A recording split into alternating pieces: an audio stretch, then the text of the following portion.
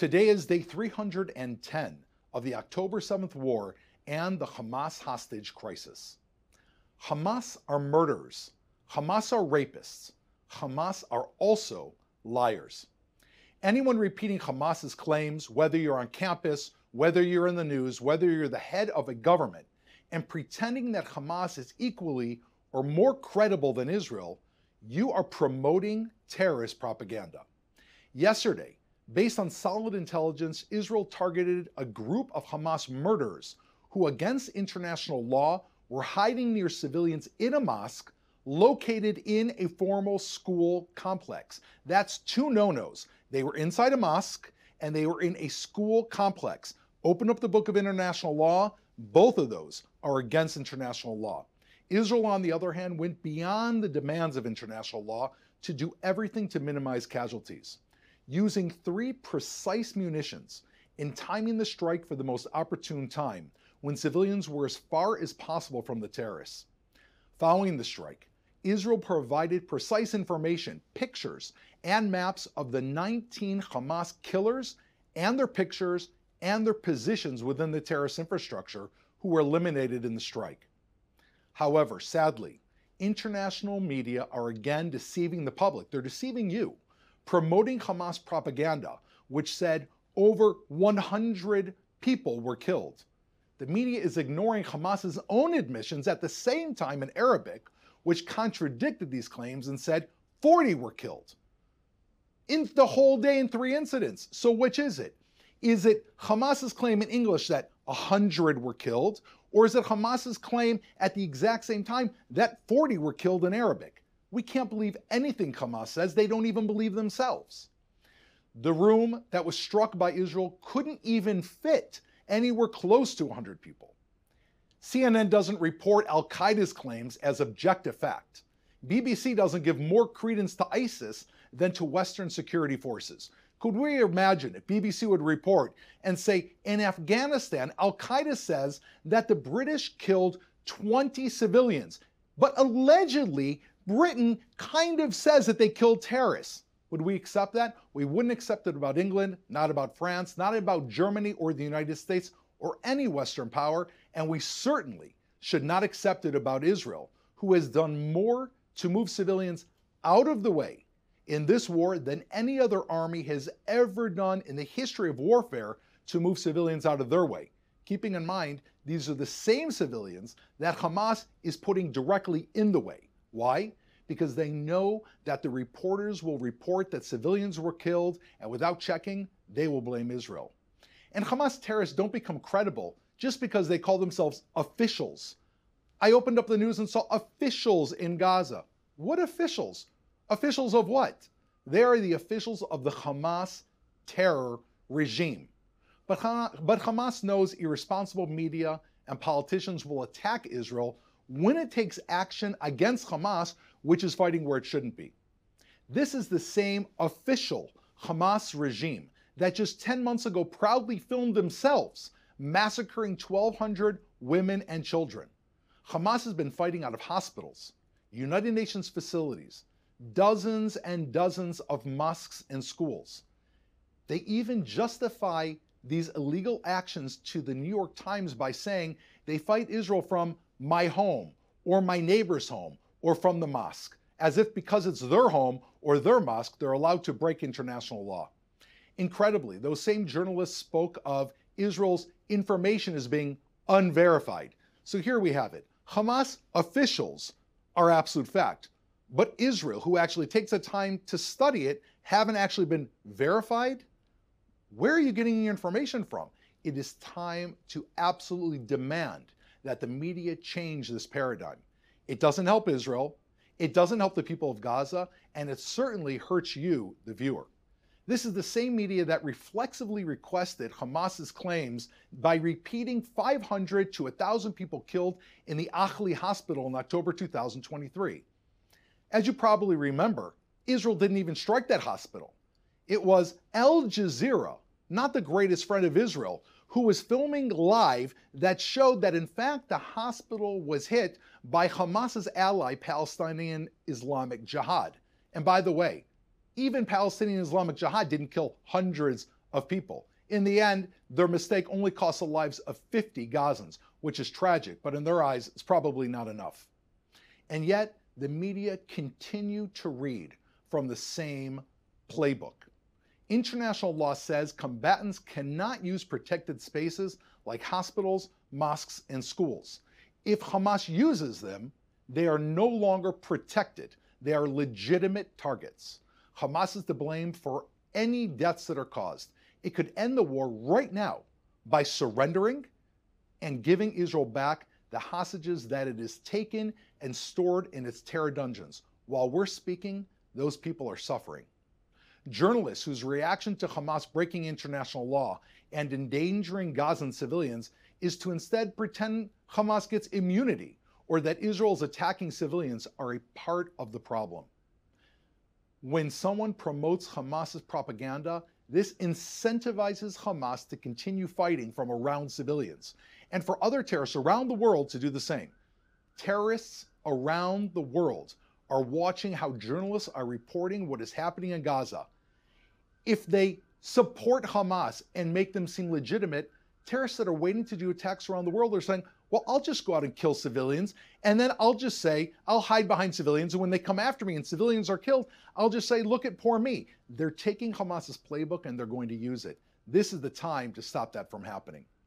Those journalists are trying to kill those journalists are supporting Hamas, which is trying to kill Israel's children by hiding behind Gaza's children. Unfortunately, this is not just journalists. After Hamas based its murders out of what should have been a protected humanitarian zone, and then published inflated casualty counts, multiple governments ran with the unverified, tainted claims of a barbaric and internationally banned terror organization. U.S. Vice President Kamala Harris said, yet again, far too many civilians have been killed. Well, I'm sorry, I just have to ask a question. Where is the word Hamas in that sentence? Yes, far too many civilians have been killed by Hamas. UK Foreign Minister David Lammy said he was appalled by the Israeli military strike on Al Tabeen School and the tragic loss of life. I'm sorry, did you mean the tragic loss of life because Hamas is operating out of a school and out of a mosque? EU's top diplomat, Joseph Borrell, said at least 10 schools were targeted in the last weeks. There's no justification for these massacres. Did you mean the massacres by Hamas, the word that you forgot to say? Yes, Hamas is massacring Israelis and hiding behind their own people, hoping for massacres. Where is the word Hamas? Belgian Foreign Minister Hadja Lahib said she condemns the attack on a school in Gaza, which has claimed the lives of at least 100 displaced people. Well, I also would condemn the innocent death of 100 displaced people if we were to do it, but the people who are there and are causing this are the one word you forgot to say. It was Hamas who were hiding behind those 100 people and shooting at Israelis. Friends condemned the strike in the firmest of terms. Reminder, Hamas was operating out of a protected location in contravention of international law. Reminder, Hamas said in Arabic that 40 people were killed in 3 separate incidents throughout the day, while in English they said 100 people were killed. You don't need us, just read what they have to say. They lie amongst themselves. Do these governments not have people who read Arabic? Do they not realize that by believing Hamas, they are encouraging Hamas? By repeating Hamas's lies, governments are telling Hamas, keep trying to kill innocent children in Israel from behind Gaza's children. Don't worry, we'll believe you when those children die on both sides of the border. And for all those asking what you can do to help, you'll find links to our JGive campaign across social media. Those donations honestly help us getting the truth out to you. And please, like and subscribe. Now we're going to take some questions from our audience, which is watching live on social media.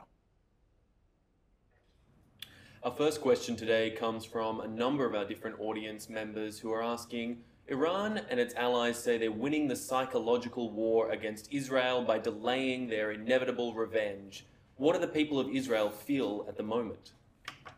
Well, I can tell you, the people of Israel are going about their daily lives. Children are in camps, parents are at work, If you go to the beaches, they're full of people, and so are the marketplaces. So I don't think the psychological war is being won. In fact, Iran has lost the moment it began. Why? Because its partners are some of the worst terror regimes in the entire world, like North Korea. And so if you look around and you want to try to claim that you have victory, look inside your own people who are constantly rioting against you. In Iran, the people of Iran rioted so much that Iran just kept killing them with bullets. These people were unarmed. It lasted for months. Iran, you're not winning a psychological warfare against Israel, and you're not winning in your psychological warfare against your own people. In fact, you're not winning anything because you are a source of evil. Israel does not want to get involved in a war against Iran. We never did. On October 6th, Israel didn't want to go to war against Hamas, Hezbollah, or Iran.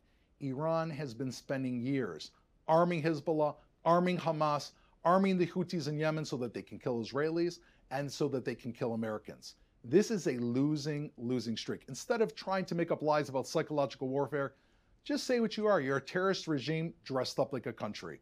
We're here to say we don't want to fight, but if you do, we'll do everything to protect our people, and you'll be very, very sorry.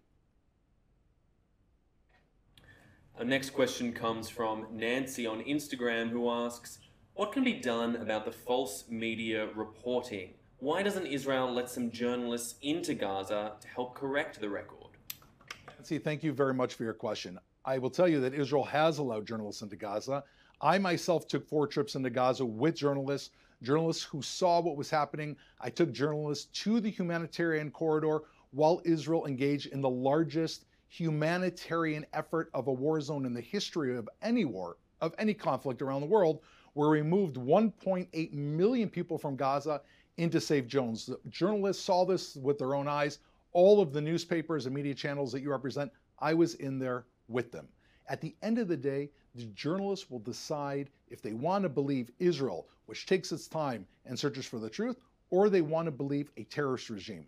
What can you do, Nancy? And I appreciate the question. You have got to just get out the message. As I've said numerous times before on this channel, if you are in a stadium full of 10,000 people and 10 people stand up and scream in unison, all those other people will hear them. But if 20 people stand up speaking the truth, while those 10 are yelling, they will hear the truth. Be part of the 20. Be part of those who gets out the message of truth. That is the only way that this is going to be won from a media basis. If more and more people push out the truth, and don't let those who are standing behind the lies be the only voice speaking in the auditorium. Our next question comes from Robin on Instagram, who asks, is the deal on the table that Kamala Harris keeps talking about a real deal? And is it true that all sides have agreed? What will this mean for the hostages? Without getting into specific details, as I don't think this is the right forum, of whatever deal is being brokered, Israel has said for months and months and months. In fact, Israel said from October 8th that this entire conflict in Gaza could end immediately. There doesn't need to be any war in Gaza. All that has to happen are 2 things. Hamas, the terror regime, has to lay down their weapons and give up, and give back Israeli hostages, which they took not only in the most gruesome and brutal attack on Israeli soil ever, but they took in contravention of international law. Israel has been saying now for months, we're seriously considering all these proposals. We've put our check mark behind it and shaken hands. It has always been Hamas that has backed down. Why? Because Hamas will not accept any proposal that does not enable them to stay somewhat in power, so that they will do what? Not go pick flowers and hand out daisies to the world for peace, so that they will go back underground, regroup, and carry out another October 7th attack. We have to understand, Hamas is not like you and I.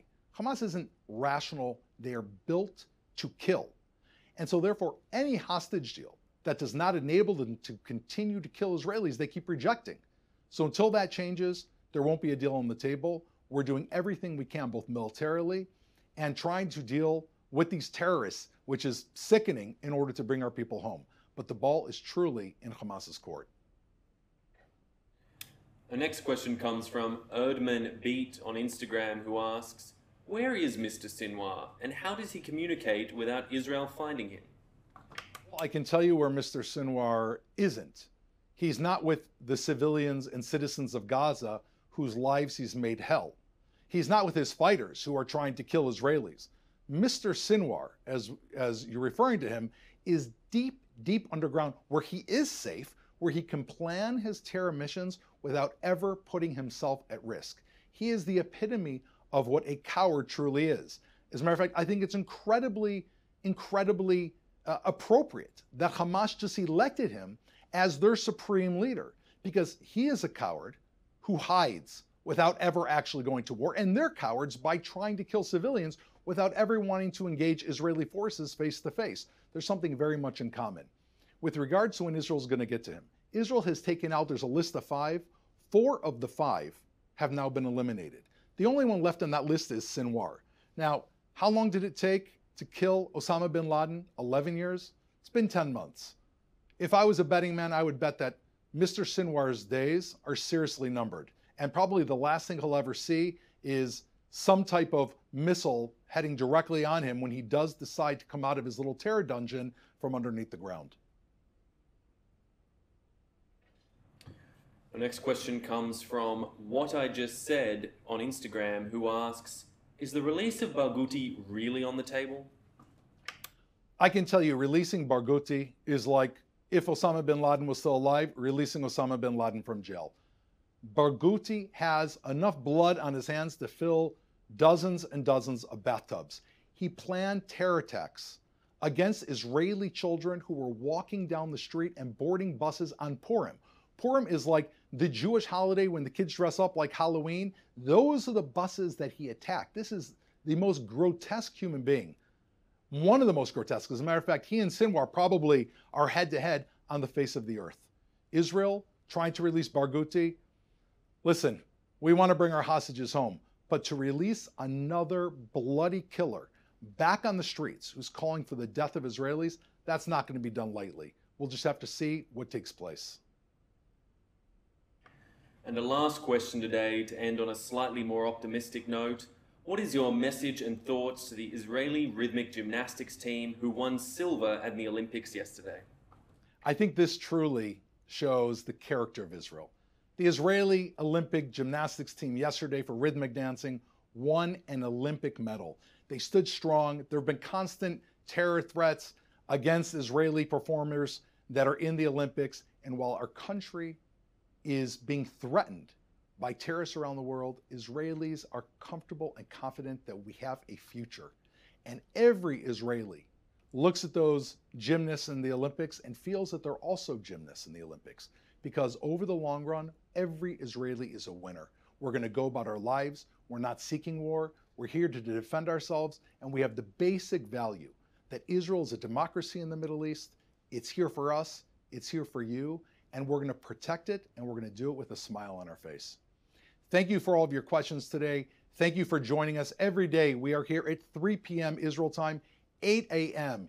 EST, Eastern Standard Time. Please follow us on all of your social media, on podcasts, on LinkedIn, on Twitter, on Facebook, and on Instagram. We're here for you. Thank you for being here for us. We'll see you tomorrow.